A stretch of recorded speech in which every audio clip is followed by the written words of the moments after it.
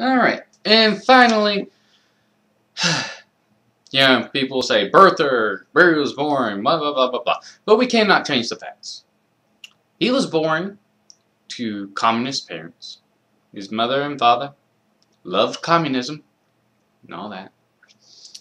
He was raised in his formative years in Indonesia. He spent his formative years with communists in a country other than America.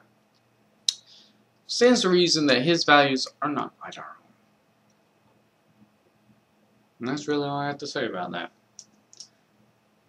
It's kind of clear when you look at him logically and ask yourself. Because there's no way I would ever put up with my wife saying, "For the first time in my adult life, I am proud of my country." Their values are not our values, people. Never will be. Okay, so your response then. Man, this is running long. It's going to be, well, I can't vote for Romney. Alright, why not? Well, he's rich. Yeah. Should we vote a homeless guy in then? Should we have an income limitation? Because Obama wouldn't pass that either. But should we maybe have an income limit? If you make over $75,000 a year, you can't be president? Would that make a lot of sense? The fact of the matter is to become rich, generally speaking, and you'll say, well, you inherit your money. That's minority of rich people in this country inherit their money. Okay? Most people get rich on their own. And in order to get rich on your own, you have to have good business sense. You have to be able to network with people. You have to be able to schedule things. You have to be able to organize things. You have to be intelligent, probably well educated. You have to have all these things going on. And don't all of those things sound like they would be good to have in a president? I think so. So, who cares that he makes so much money in one day? Who cares? What does that have to do with the price of tomatoes? Seriously. Taxes. He paid his taxes. Okay? You know how I know? He's not in jail. There's way too much paper trail. If he didn't pay his taxes, he'd be in jail.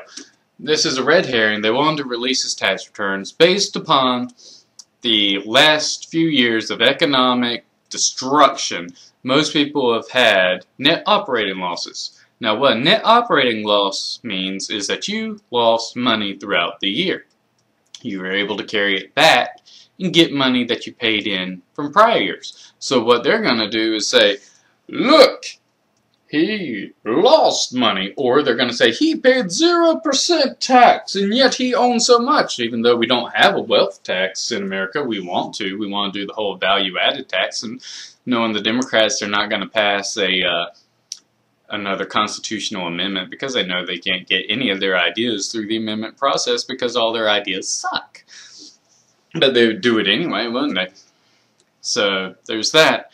Or they're going to say, well, you gave money to this charity right here, which is known to be anti-gay. Or, oh, look, you own this stock. This stock is Halliburton. They're in with Cheney and blah, blah, blah. You see, every tiny little thing in his tax returns would be taken out and folded out and used against him, blah, blah, blah.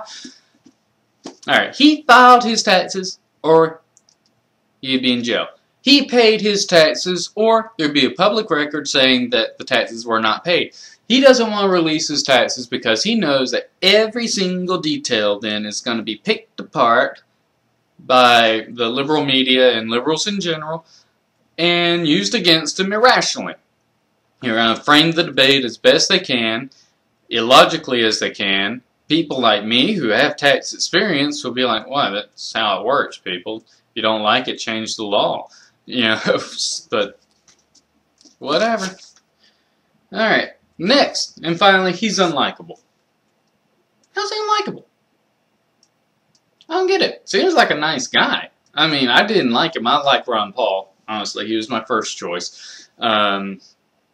Second choice kind of bounced around. I didn't really have one. I kind of would have liked to see Newt Gingrich debate Obama. I think that would be hilarious. I would have taped that, put it in my library and watched it on rainy days when I get down. But,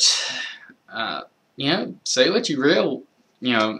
Most people who know Romney say he's a super nice guy, and pretty much every Mormon I've ever met has been a super nice guy.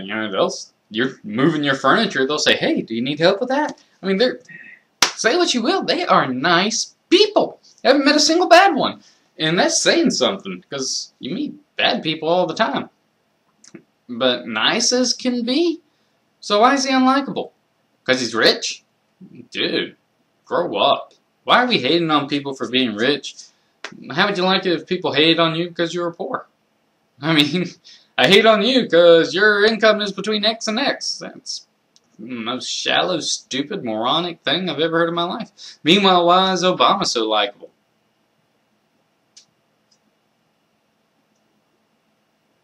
Honestly, he seems to be a bit arrogant. I really believe that he thinks that he is the smartest guy in the room at any point in time. My personal theory is that he has daddy issues, and he needs everyone to love him because his dad jumped off on him when he was a little baby. And that's, you look at his life, it makes a lot of sense, doesn't it? I mean, seriously, just look at how he acts, what he says, what he does. It makes a lot of sense. The fact of the matter is, he's not all that smart. I could absolutely destroy him in a debate. I'll let him pick the topic. I'll let him pick the place. I'll even let him pick, one argument that I'm not allowed to use against him, and I'll still destroy him. Because he's not all that smart. He can't think on his feet at all. I mean, I don't know how he graduated. Sorry about the glitch there. Just lost the feed, so I had to start up, and I'm not redoing that whole thing, guys. Sorry. I'm winded, my throat is sore. So let's call it a day. Again, check out my books. 2084, The Search for Love, Hope, and Faith. It will change everything that you believe. Trust me, it's all in here. Matter of fact, the more I see in the news, the more I'm like, oh my god, I am dead on with this stuff. Also check out War Journal, my story of self-loathing and vengeance. It's also a pretty good read. I really enjoy it. I think you will too.